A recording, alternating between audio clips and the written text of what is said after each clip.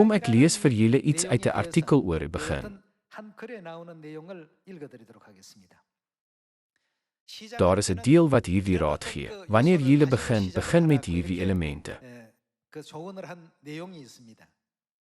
Eerstens, is julle voorbereiding deeglik? Of julle nou 'n nuwe jaar of 'n nuwe dag begin, of julle die werk van die evangelie begin, as student studeer of 'n besigheid as entrepreneur, het julle deeglike voorbereidings vir daardie begin getref. Tweedens, is dit iets wat julle vreugde bring? Daar word gesê dat ons ook 'n element van vreugde moet vind.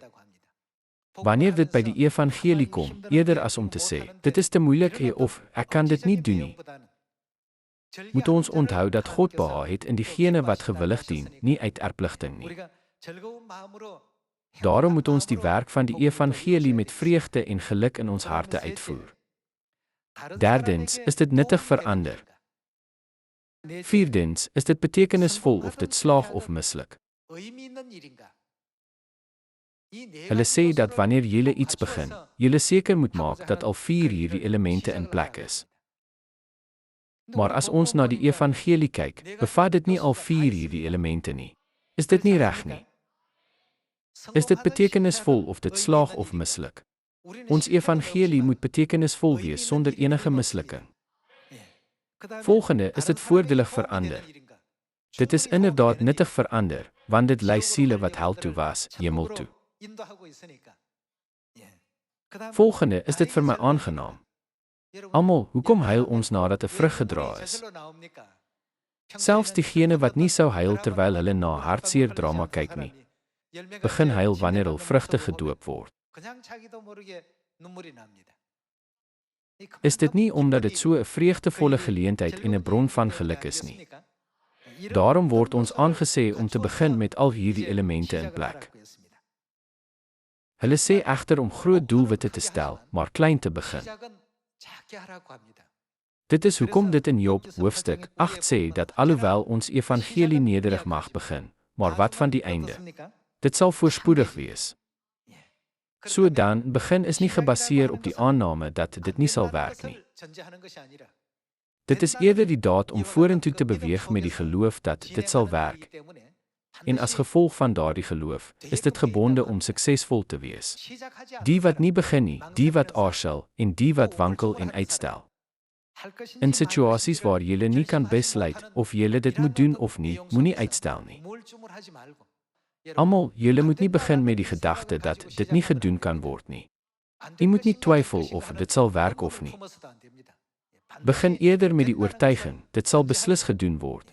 Dit sal goed wees as u dink, dit sal ongetwyfeld werk. Blaai na Matteus hoofstuk 24 vers 13. Wie egter volhard tot aan die einde, die sal verlos word. Hierdie evangelie van die koninkryk sal oor die hele wêreld verkondig word as getuienis vir al die nasies. En dan sal die einde kom. Die evangelie van die koninkryk is gebore om aan alle nasies verkondig te word. En wat sal uiteindelik met die hele wêreld gebeur?